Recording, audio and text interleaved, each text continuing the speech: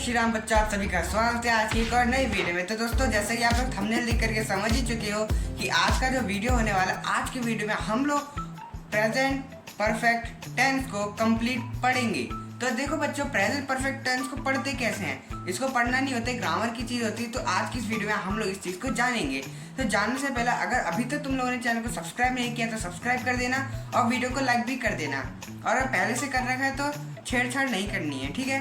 तो देखिए बच्चों, सबसे पहले हम लोग जानते हैं कि प्रेजेंट परफेक्ट टेंस क्या होता है, कैसे आता है, इसका क्या मतलब होता है, इसका कैसे यूज़ करते हैं हम डेली लाइफ में और इसका क्या रोल होता है, ठीक है। तो देखो बच्चों, प्रेजेंट परफेक्ट टेंस का मतलब होता है एक ऐसा काम जो कि प्रेजेंट यानी कि वर्तमान के अंदर परफेक्टली किया जा चुका है। अब किया जा चुका है यानी कि जो काम ऑलरेडी हो चुका है, लेकिन हम बोलते हैं कि वो हो चुका है, ना कि हो चुका था या हो चुका होगा नहीं, हो चुका है, ठीक है। इसे हम बोलते हैं प्रेजेंट परफेक्ट टेंस।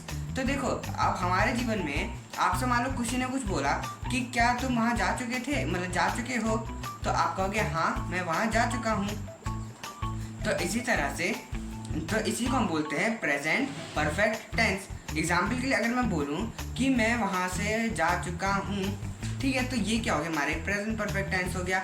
तो यही इसकी पहचान होती है कि चुका हूँ, चुके हैं, चुका है या फिर चुकी है, ठीक है। जैसे कि वह खाना बना चुकी है, वह खाना खा चुका है। इसी तरह से बहुत सारे एग्जाम्पल्स बच्चों होते हैं। तो बच्चों, इसी तरह से हम लोग जो है आज इसी टेंस को कंप्लीट पढ़ने वाले हैं। देखिए, आपको पता होगा कि जो टेंस यह होता है यानी कि जो काल होता है वो होता क्या है।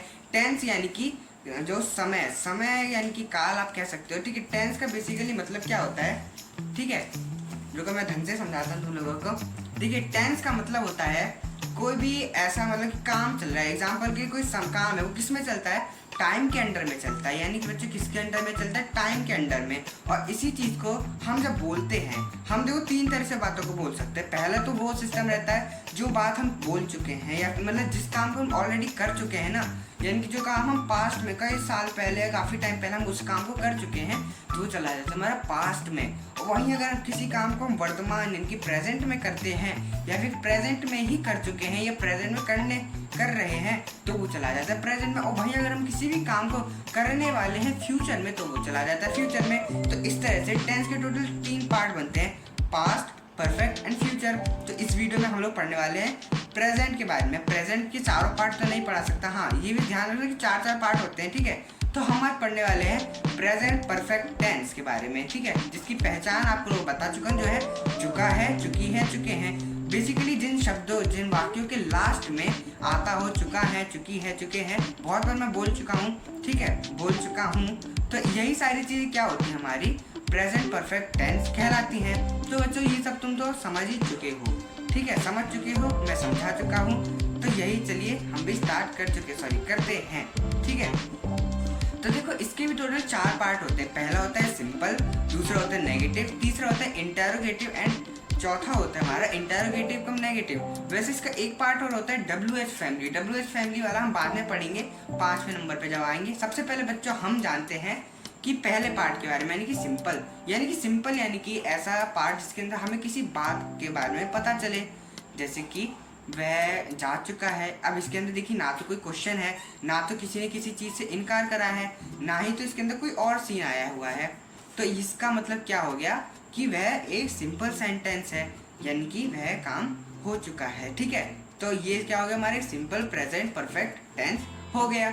उम्मीद है यहाँ तक तो तुम लोगों को समझ में आ गया होगा, ठीक है। अब यहाँ पर देखिए, मैं तुम लोग बता ही चुका हूँ कि सब्जेक्ट, हेल्पिंग वर्ब, वर्ब क्या होता है। और मैं तुम्हें बता दूं कि जो हेल्पिंग वर्ब होता है ना, ये हर टेंस यानी कि प्रेजेंट में अलग होता है, फ्यूचर में अलग होता है एंड पास्ट में भी अलग होता है। और बस इन्हीं में नहीं, इनके चारों के चारों पार्ट्स में भी अलग अलग होता है, ठीक है। वहीं वो जो हमारा प्रेजेंट सिंपल होता है, मतलब कि जो हमारा होता है प्रेजेंट टेंस, उसके अंदर क्या होता है, जो एस या ई एस लगता है वो हमारे नेगेटिव और इंटेरोगेटिव में जाने के बाद डू या डज में बन जाते हैं। फिलहाल हम उस बारे में बात नहीं करेंगे, मैं तुम्हें खाली इस वाले की हेल्पिंग वर्ब बताऊंगा, ठीक है। देखो, इसकी हेल्पिंग वर्ब होती है हैज़ या हैव, ठीक है, इसको तुम बस याद करके रखना। अब हम जानते हैं सब्जेक्ट के बारे में। सब्जेक्ट यानी कि वो व्यक्ति जो किसी सेंटेंस के अंदर कुछ काम कर रहा होता है। हिंदी में बोलूँ तो कर्ता को ही सब्जेक्ट बोला जाता है। एग्जाम्पल के लिए अगर मैं बोलूँ कि मैं स्कूल जा रहा हूँ, तो इसके अंदर सब्जेक्ट कौन हो गया? मैं जो शब्द है ना उसी को हम बोलेंगे कर्ता। यहाँ तक समझ में आ गया? अब देखिए, मैं स्कूल जा रहा हूँ, अब इसके अंदर एक तो तुम्हें सब्जेक्ट पता चल गया, ठीक है। अब ये हम जानते हैं वर्ब यानी कि एक्शन के बारे में, या सीधी भाषा में बोलूँ तो सब्जेक्ट जो होता है वो जो भी कुछ काम करता है ना, चाहे वो खेल रहा है, दौड़ रहा है, भाग रहा है, कुछ भी करता है, उसी को हम क्या बोलते हैं? उसकी वर्ब बोलते हैं। यानी कि क्या बोलते हैं हम उसको? उसकी वर्ब यानी कि उसके द्वारा किए जाने वाला काम। ठीक है, इतना तुम लोग समझ गए। तो यहाँ पर तुम लोग इसका फॉर्मूला भी देख सकते हो। ठीक है, तो subject plus helping verb plus verb की third form plus object plus full stop, इतना से तुम लोगों का ये फॉर्मूला होता है। अब ऑब्जेक्ट के बारे में जानते हैं, मैं स्कूल जा रहा हूँ। अब मैं कहाँ जा रहा हूँ, वो है उस जगह को हम बोलेंगे ऑब्जेक्ट के बारे में। मैं अगर कुछ भी काम कर रहा हूँ, यानी कि सब्जेक्ट अगर कुछ भी काम, यानी कि सब्जेक्ट अगर कुछ भी वर्ब मतलब कुछ काम कर रहा है, लेकिन वो किस चीज़ के द्वारा है, किस चीज़ के ऊपर या किस चीज़ के माध्यम से या कहाँ कहाँ किस चीज़ के ज़रिए वो काम कर रहा है, उसी को हम क्या बोलते हैं? ऑब्जेक्ट बोलते हैं। जैसे मैं स्कूल जा रहा हूँ, अगर मैं ये लिखता कि अगर मैं ये बोलूँ कि मैं जा रहा हूँ, तो इसके अंदर सब्जेक्ट मैं जा रहा हूँ, ठीक है, और सब वर्ब हमारा क्या हो गया? जा रहा हूँ, एंड ऑब्जेक्ट तो इसमें नहीं मिला क्योंकि मैं कहाँ जा रहा हूँ तो तुम लोगों को नहीं पता। ठीक है, तो इसके अंदर हमें इस तरह से ही पढ़ना होता है। तो ऑब्जेक्ट क्या होता है कि जिस चीज़ के अंदर मैं जा रहा हूँ, ठीक है, मैं स्कूल जा रहा हूँ, यानी कि स्कूल यहाँ पर हमारा ऑब्जेक्ट हो गया। इसी तरह से अगर मैं बोलूँ कि हम बेड पर सो रहे हैं, तो इसके अंदर ऑब्जेक्ट हमारा बेड हो गया। ठीक है बच्चों, इसी तरह से तुम समझ ही चुके हो कि सब्जेक्ट, ऑब्जेक्ट और वर्ब होता क्या है। अब तुम ये तो समझ गए, अब वर्ब भी जानती हो। अब वर्ब की देखो बच्चों, वैसे तो 3 पार्ट होते हैं, फर्स्ट फॉर्म, सेकंड फॉर्म और थर्ड फॉर्म। वही आईएनजी लगाते हो तो फोर्थ फॉर्म भी बन जाती है, पर हमें थर्ड फॉर्म लेनी होती है परफेक्ट टेंसेस के अंदर। यानी कि मान लेते हैं हमारा फ्यूचर परफेक्ट टेंस है, प्रेजेंट परफेक्ट टेंस है, पास्ट परफेक्ट टेंस है, उसमें हमेशा वर्ब की थर्ड फॉर्म लगती है। ठीक है, और रिपोर्टेड स्पीच में भी लगती है, पर उसके बारे में हम बाद में पढ़ेंगे। ठीक है, अभी हम इसी के बारे में जानते हैं। तो देखिए, जिस भी सेंटेंस में हैज़, हैव और हैड का यूज़ किया जाता है, उनके अंदर हमेशा वर्ब की कौन सी फॉर्म लगती है? थर्ड फॉर्म लगती है। थर्ड फॉर्म क्या होता है? देखो, अगर तुम्हें वर्ब के बारे में नहीं पता है तो सबसे पहले तुम्हें टेंस को सीखने के लिए वर्ब आना बहुत ज़्यादा ज़रूरी होता है, क्योंकि वर्ब को जब तक तुम याद नहीं करोगे तब तक तुम नहीं कर पाओगे। और वर्ब को याद करने की कोई ट्रिक भी नहीं होती है, ये तुम ध्यान रखना। हाँ, कुछ वर्ब आसान होती हैं, पर काफ़ी सारी वर्ब ऐसे भी हैं जिन्हें याद करना पड़ता है, जैसे कि गो, वेंट, गॉन। ठीक है, इसी तरह से थ्रो, थ्री, थ्रोन, इसी तरह से बहुत सारी वर्ब होती है। वैसे टोटल मेरे ख्याल से 1304 वर्ब होती है, जिनमें से तुम्हें जो मेन वर्ब होती है वो सारी याद करनी होती है। उसका मैं तुम लोगों को डिस्क्रिप्शन में लिंक भी दे दूंगा, मतलब लिख के दे दूंगा, तुम उन सबको याद भी इजीली कर सकते हो। नहीं तो मैं जो है यहाँ पर लास्ट में सीन लगा दूंगा, डिस्क्रिप्शन में नहीं दे रहा, मैं वीडियो में दिखा दूंगा लास्ट में कौन कौन से तुम्हें याद करनी रहेंगी। ठीक है, उनमें से भी जो मेन रहेंगे तुम उनमें से वो भी याद कर सकते हो। तो ठीक है, हमारे यहाँ पर वर्ब की टोटल 3 पार्ट होते हैं, यानी कि जैसे एग्जांपल के लिए मैं लेता हूँ गो, तो गो में पहली पार्ट क्या हो गया? गो, एंड द सेकंड फॉर्म क्या होगा इसकी? वेंट, और थर्ड फॉर्म होती है हमारी गॉन। तो अगर मैं बोलूँ कि मैं जा चुका हूँ, तो इसको सब्जेक्ट के हिसाब से देखेंगे, तो पहले हमारा आएगा सब्जेक्ट, फिर प्लस में सब्जेक्ट प्लस हेल्पिंग वर्ब, यानी कि हैज या हैव हमारा लगेगा। अब हैज हैव कहाँ लगता है वो हम जानेंगे। ठीक है, सब्जेक्ट प्लस हैज या हैव यानी कि हेल्पिंग वर्ब, प्लस में वर्ब की थर्ड फॉर्म प्लस में ऑब्जेक्ट प्लस में फुल स्टॉप। ठीक है, देखिए अब एक बार हैज हैव के बारे में जान लेते कि हैज हैव लगता किधर है। देखिए, हैज का यूज़ किया जाता है जहाँ पर एक वचन हो, यानी कि कोई ऐसा व्यक्ति जहाँ पर एक ही हो, जैसे कि ही यानी कि वह, यानी कि वह कोई इंसान है, यानी कि वह सामने, मेरे सामने कोई खड़ा हुआ है, अब वो खड़ा है ना कि खड़े हैं, यानी कि है तो एक ही ना।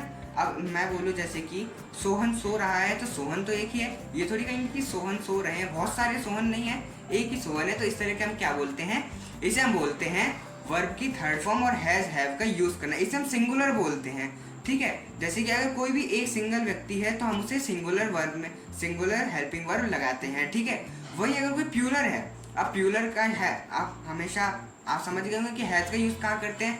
आप जानते हैं कि हैव का यूज़ कहाँ करते हैं। देखिए, हैव का यूज़ करते हैं हम लोग प्यूलर के साथ। प्यूलर यानी कि जहाँ पर एक से ज़्यादा हो, यानी कि बहुवचन हो। अब बहुवचन में ऐसा नहीं कि बहुत सारे होने जरूरी हैं, एक से अगर ज़्यादा होगा ना तो उसमें भी आता है। फन फैक्ट ये है कि जो आई होता है यानी कि मैं, ये भी वो प्यूलर में ही जाता है। रीज़न बस इतना है कि फर्स्ट पर्सन में आ जाता है, ठीक है। इसी तरह से तुम देखो वी यानी कि हम के अंदर यानी कि कोई टीम हो सकती है, कोई ग्रुप हो सकता है जिसके अंदर हमेशा एक से ज़्यादा आदमी रहते हैं, तो उससे हम क्या बोलते हैं, प्यूलर बोलेंगे। इसी तरह से दे यानी कि वे यानी कि एक से ज़्यादा लोग हैं, तो या जैसे मैं बोलूँ दे आर स्लीपिंग यानी कि वे सो रहे हैं, तो यानी कि वे सो रहे हैं यानी कि एक से ज़्यादा लोग हैं। इसी तरह से अलग अलग तरह की,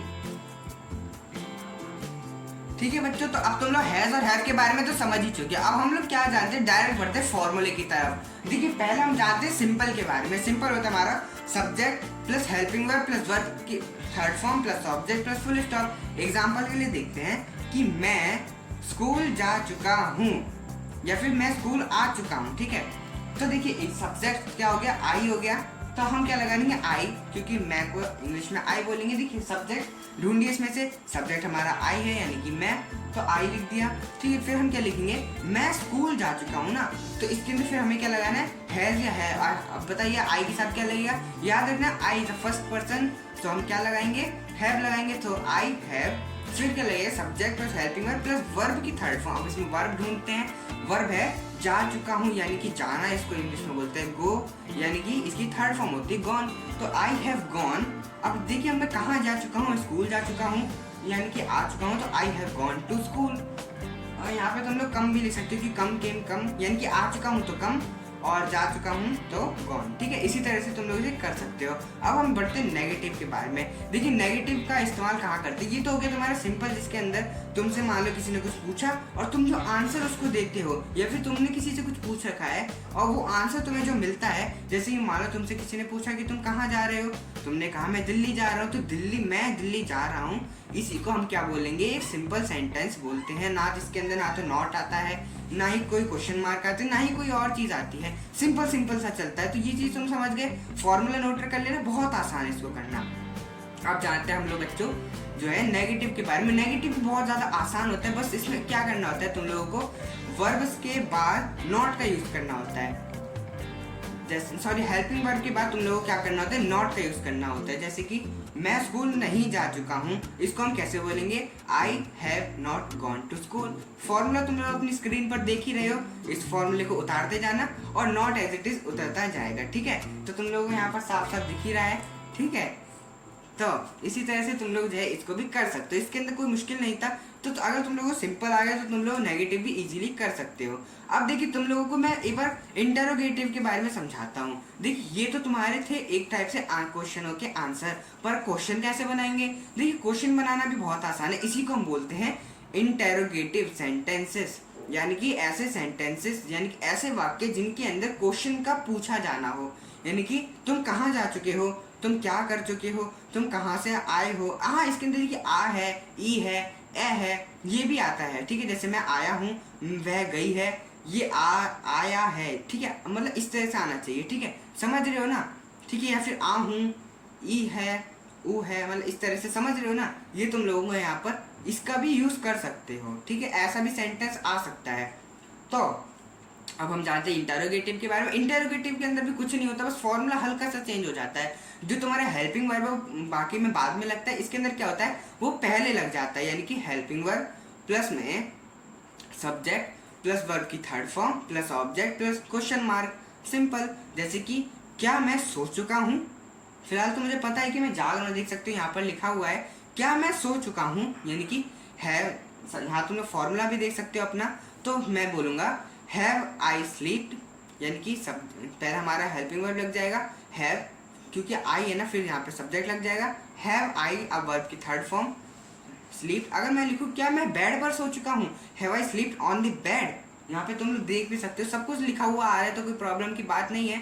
और लास्ट में क्वेश्चन मार्क भी लगाना रहेगा, ठीक है। इसी तरह से तुम लोग इसको भी कर सकते हो। अब जो तुम्हारा इंटरोगेटिव का नेगेटिव है और जो तुम्हारा WH फैमिली, उसको भी बहुत ज़्यादा आसान होता है करना। बस क्या करना है, तुम लोगों को इंटरोगेटिव वाला तो सीख ही चुके हो। अब तुम लोग देखिए अब इसी के अंदर जो है नॉट का भी यूज़ करना है, जिसका फॉर्मूला मैं सिंपल यहाँ पर लिख दे रहा हूँ। ठीक है। अब इसी तरह से यहाँ पर मैं WH फैमिली भी लिख दे रहा हूँ। देखिए WH फैमिली थोड़ा सा डिफरेंट होता है इन सभी से। WH फैमिली के बारे में थोड़ा सा और जान लेते हैं। देखिए WH फैमिली जो कि तुम लोगों का लास्ट पार्ट बचा हुआ है, इसके अंदर मैं तुम लोगों को बता दूं कि हमारे क्वेश्चन जो है दो तरह से पूछे जा सकते हैं। पहला तो वो क्वेश्चन पूछा जाता है जिसके अंदर हमें मान लो कोई चीज़ पता है और हम वही चीज़ पूछ रहे हैं, जैसे कि जिसके अंदर क्या जो होता है ना वो पहले आ जाता है। जैसे कि क्या तुम्हारा नाम सोहन है, इसके अंदर हमें पता है कि शायद इसका नाम सोहन हो सकता है, तो हम पूछ रहे हैं क्या तुम्हारा नाम सोहन है, तुम्हारा लास्ट पार्ट बचा है, ठीक है। तो क्या तुम्हारा नाम सोहन है, यानी कि हमें ऐसा थोड़ा थोड़ा बिलीव है कि हाँ हो सकता है इसका नाम सोहन है, तो हम पूछ रहे हैं क्या तुम्हारा नाम सोहन है। तो ये हो गया हमारा नॉर्मल वाला इंटेरोगेटिव क्वेश्चन, जिसके अंदर हम बोल सकते हैं इज योर नेम सोहन, यानी कि जिसके अंदर इज यानी कि हमारा हेल्पिंग वर्ब पहले आ रहा है। अच्छा, अब WH फैमिली के अंदर क्या होता है, इसके अंदर देखिए क्या ये जो शब्द है ना क्या ये पहले आ जाता है, लेकिन WH फैमिली के अंदर क्या होता है, WH फैमिली का नाम पहले देखो फैमिली पे रखा गया। वो सारे वर्ड्स जो कि क्वेश्चंस में आते हैं जिनके अंदर W और H आता है, जैसे हाउ H और W में W और H आता है, ऐसी वर्ट में WHAT में WH आता है, ऐसी वैन में WHAN आता है तो WH आता है, ऐसे बहुत सारे वर्ड्स होते हैं, ठीक है। तो इसी तरह के वर्ड्स का हम यूज करते हैं WH फैमिली के अंदर। ये हमारे बेसिकली एक सेट होता है जिसके अंदर इस टाइप के वर्ड्स आते हैं। अब देखिए जैसे मैं पूछूं व्हाट इज योर नेम, यानी कि तुम्हारा नाम क्या है, जो तुम बहुत बचपन से पढ़ते आ रहे हो। अब इसको हिंदी में बोलेंगे तुम्हारा नाम क्या है, उसमें बोला था क्या तुम्हारा नाम सोहन है और क्या तुम्हारा नाम क्या है। देखिए कितना ज़्यादा डिफरेंस है, ना केवल शब्दों का बल्कि इनका मीनिंग भी डिफरेंट है। तो इसका फॉर्मूला भी बहुत ज़्यादा आसान है, जैसे कि तुमने यहाँ पर देख ही सकते हो। एग्जाम्पल मैं तुम लोगों को दे ही चुका हूँ, तो बस तुम्हारी वीडियो यहाँ पर खत्म होती है।